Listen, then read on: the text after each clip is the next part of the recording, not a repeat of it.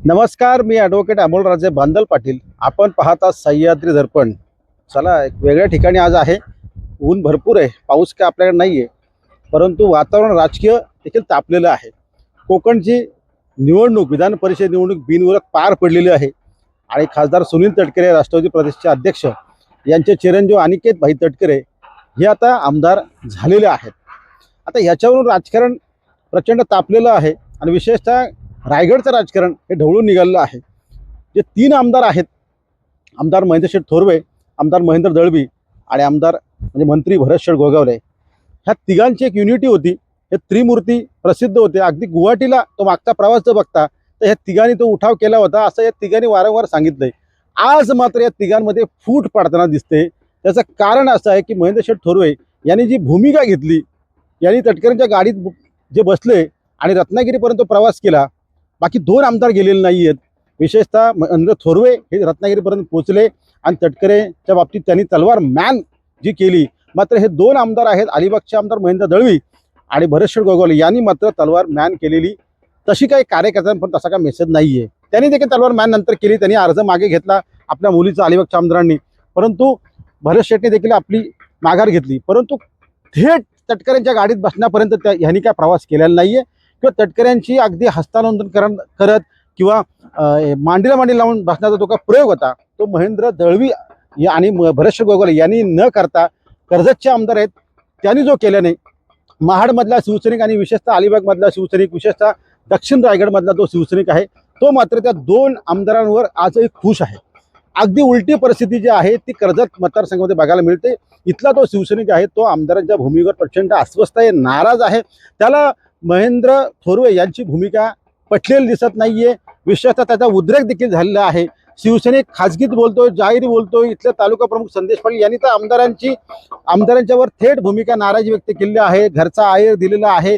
त्याने आपण सातत्याने ते बोलतात आपण बघतोय आणि त्यांना ते देखील एकेकाळी संदेश पाटील हे आमदार महेंद्र थोरवे यांच्या प्रेमात असणारा हा व्यक्ती आज तो महेंद्र दळवी यांच्या प्रेमात गेलेला आहे. तर याला कारणीभूत आमदार महेंद्र थोरवे आहेत आणि शिवसेनेची एकूणच इथली जी अवस्था आहे, विशेषतः एकीकडे शिवसैनिक हा एकीकडे अस्वस्थ होता, त्याला काय कामधंदा मिळत नाही, त्याची बाजू ऐकून घेत नाही, त्याच्यावर अन्याय होतोय आणि त्यात हा जो आमदारांनी जो काय नवीन प्रयोग केला, जो काय विशेषतः राष्ट्रवादीशी जुळून घेण्याचा आणि तटकरे साहेबांशी जुळून घेण्याचा जो काय प्रयोग केलेला आहे त्याच्यावरून शिवसैनिक हा अस्वस्थ झालेला आहे. कारण 2 महिन्यापूर्वी ज्या निवडणुका पार पडल्या होत्या, विशेषतः स्थानिक स्वराज्य संस्थेच्या निवडणुका पार पडल्या होत्या आणि ह्या निवडणुकांमध्ये जे काही कार्यकर्त्यांचं म्हणणं आहे की आम्हाला मग झुंजवलं कशाला तुम्ही, राष्ट्रवादीसोबत जर आपण त्यावेळीच एकत्र आलो असतो आणि ह्या सीट शेअरिंग वाटून घेतली असता, नगराध्यक्ष पदाच्या उमेदवारी वाटून घेतली असता तर कार्यकर्त्याच्या होळ्या झाल्या नसत्या, कार्यकर्ता आर्थिक खड्ड्यात गेला नसता आणि इथलं राजकीय वातावरण देखील सौहार्दाचं राहिलं असतं.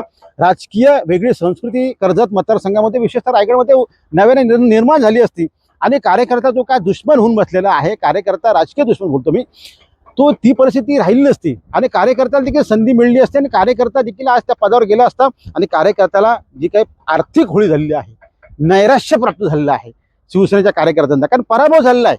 कर्जत ग्रामीणमध्ये आमदारांच्या नेतृत्वाखाली जी लोक त्यांचे कार्यकर्ते म्हणून लढले त्यांचा पराभव झाला.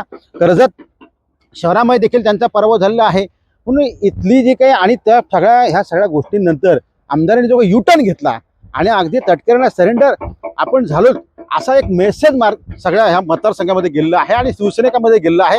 ते इथल्या शिवसैनिकाला काय पचत नाहीये, पटत नाहीये, पचनी पडत नाही, त्याला कुठेतरी मळमळ होते. हे काय त्यांना काय न आवडणार आहे. म्हणजे आता काय झालंय की सगळ्या निवडणुका जवळजवळ संपलेल्या आहेत. स्थानिक स्वराज्य संस्थेच्या म्हणजे कार्यकर्त्याच्या निवडणुका संपलेल्या आहेत. आता निवडणूक उरली फक्त ती विधानसभेची, खासदारकीची. मग उद्याच्या काळात तटकरे साहेबांनी तुम्हाला आज गाडीमध्ये बसवले, तुम्ही त्यांच्या गाडीमध्ये बसलेला आहात, ते तुमच्या गाडीमध्ये बसलेले नाही आहेत. तटकरे साहेब तुम्हाला आता कुठपर्यंत फिरवतील. तटकरे साहेबांचा हा जो तुमच्याविषयी जो स्टँड आहे तो स्टँड तसा राहणार आहे का? कारण अजून बरेच पावसाळे जाणार, उन्हाळे जायचे, हिवाळे जायचे, पावसाळे जायचे, निवडणुका पार पडायच्या आहेत. त्यांचा चिरंजीव आमदार झालेला आहे, तुम्हाला आमदार व्हायचं म्हणजे शेठ. त्याच्यामुळे उद्या काळात आत्ता खरी काही प्रश्न, काही मुद्दे उपस्थित होतात ते अशा प्रकारचे आहेत की आत्ता ज्या महेंद्र थोरवे यांनी अनिकेत तटकरे यांची बाजू लावून धरली, त्यांना आमदार कसं करता येईल यासाठी प्रयत्न केले आणि अगदी रत्नागिरीपर्यंत सगळं जुळून घेतलं आणि तो प्रवास केला आणि आपली भूमिका जरी आपल्या कार्यकर्त्यांना पटत नसली तरी नेता म्हणून त्यांनी जी भूमिका घेतलेली आहे ती आता भूमिका प्रत्यक्षात कृतीमध्ये दिसणार आहे का?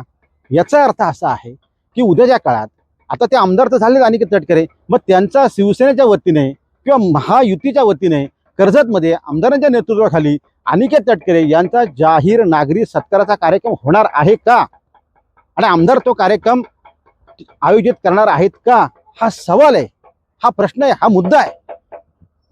अशा अनेक प्रश्न काही आहेत की ते कार्यकर्ते विचारतात. आमदार महेंद्र शेठ थोरवे हे तटकरेंच्या गाडीत बसल्याने कर्जतमधला तो कार्यकर्ता आहे, कर्जतमधला शिवसेनेचा जो कार्यकर्ता आहे, त्याला जर उद्या सुधाकर शेठ घारे यांच्या गाडीत बसायचं असेल तर मग कोणी नाव ठेवू नये. त्याला जर उद्या सुधाकर शेठ यांच्या कार्यालयात जायचं असेल, राष्ट्रवादीच्या कार्यालयात जायचं असेल तर तो जाऊ शकतो. कारण आता हा आदर्श आमदारांनी घालून दिलेला आहे. आमदारांनी एक नवी परिभाषा कर्जत मतदारसंघामध्ये आता नवीन त्यांनी तो आता पायंडाच पाडलाय असंच म्हणावं लागेल. कारण मग शिवसैनिक आणि राष्ट्रवादी यांच्यातला जो वाद आहे तो जवळ संपुष्टात आलाय असंच म्हणावं लागेल.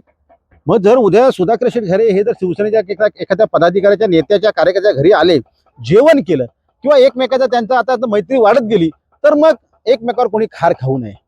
कारण आता कटुता मिटलेली आहे. तुम्ही वरिष्ठ नेते जर वरच्या पातळीवर एकत्र येतात तर मग खालचा कार्यकर्ता हा स्थानिक पातळीवर, विधानसभेच्या पातळीवर, गावाच्या पातळीवर एकत्र काय होऊ शकत नाही. त्याच्यामुळे आता हा नवा आदर्श आमदारांनी घालून दिलेला आहे. त्याच्यावर उद्या ह्या सगळ्या गोष्टी आता बघायला मिळतील का, हे दोन्ही कार्यकर्ते जर एकत्र आले तर मग त्याच्यावर कोणी खार खाऊ नये अशी संपूर्ण सगळी परिस्थिती निर्माण झालेली आहे. नंबर 3, उद्याच्या काळात सुनील तटकरे हे आपल्या पक्षाच्या कामानिमित्ताने किंवा वेगळ्या कुठल्या कामानिमित्त कर्जतला येत असतील तर मग आमदारांच्या जे शिवतीर्थ आहे त्या ठिकाणी ते येणार आहेत का, आमदारांच्या घरी स्नेहभोजन ते तटकरे साहेब करणार आहेत का.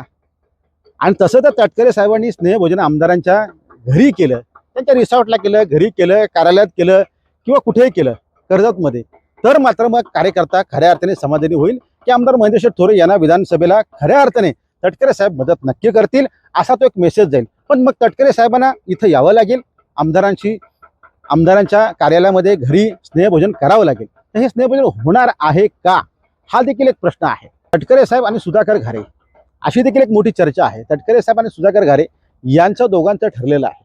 कारण सुधाकर घारे यांनी अलीकडे एक महिनाभरापूर्वी प्रेस कॉन्फरन्स घेऊन स्पष्ट केलेलं आहे की मी 2029ची विधानसभा निवडणूक लढणार आहे, मी लढणार आहे. कुठून लढणार ते तुम्हाला नक्की कळेल, पण मी आज राष्ट्रवादीमध्ये आहे आणि माझा नेता माझ्या सोबत आहे. मग ते जर निवडणूक लढणार आहेत आणि कर्जतमध्ये परिवर्तन विकास आघाडीच्या माध्यमातून म्हणजे उद्धव बाळासाहेब ठाकरे गट आणि राष्ट्रवादी काँग्रेस पक्ष यांनी स्थानिक पातळीवर ज्या निवडणुका लढलेल्या आहेत त्यांनी यश मिळालेलं आहे आणि सुधाकर घारे हे निवडणूक जर लढणार आहेत तर मग मात्र नेमकं तटकरे साहेब आणि सुधाकर घारे यांच्यात जे काही ठरलेलं आहे, जे आज आपल्या समोर दिसत नाही परंतु बरंचसं काही ठरलेलं आहे, मग ह्या सगळ्या अनुषंगाने महेंद्र शेठ थोरवे यांच्या पदरात उद्याच्या काळात 2029ला नेमकं काय पडणार. खऱ्या अर्थाने तटकरे साहेबांचा तुम्हीच म्हणता तटकरे साहेबांचा इतिहास असा आहे, भूगोल असा आहे, केमिस्ट्री अशी आहे, त्यांचं रसायन असं आहे, हे तुम्हीच म्हणता, तुम्हीच चर्चा करता.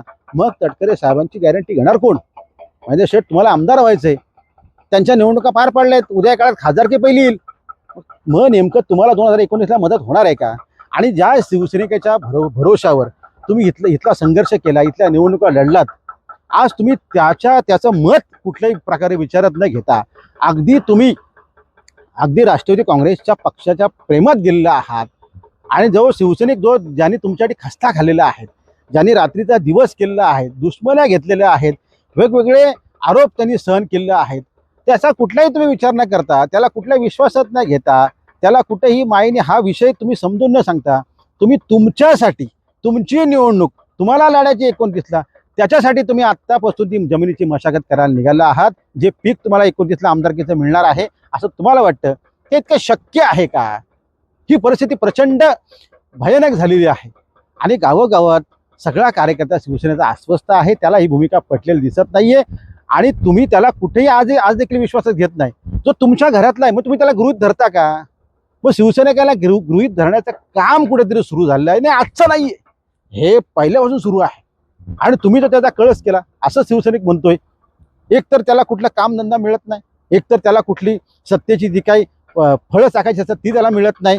काही तुटपुंच्या कार्यकर्त्यांना मिळत असेल, पण जो गावगाड्यातला आहे, जो शहरातला आहे, जो बऱ्याचशा कार्यकर्त्यांनी तुमच्यासाठी खस्ता खाल्ले आहेत, त्यांना आज काहीच मिळत नाही, ती देखील किनार आहे आणि त्यात तुम्ही हे करून बसलात. त्याच्यामुळे परिस्थिती महेंद्र शेठ भयानक आहे. त्याच्यामुळे तुम्हालाच उद्या ह्याचे सगळे खुलासे करायचे आहेत की आता तुम्ही एकत्र आलात, तुम्ही एक वेगळा आदर्श घालून दिलेला, एक वेगळा पायंडा पाळायला तुम्ही निघालात आणि त्याची सुरुवात तुमच्याकडून झालेली आहे.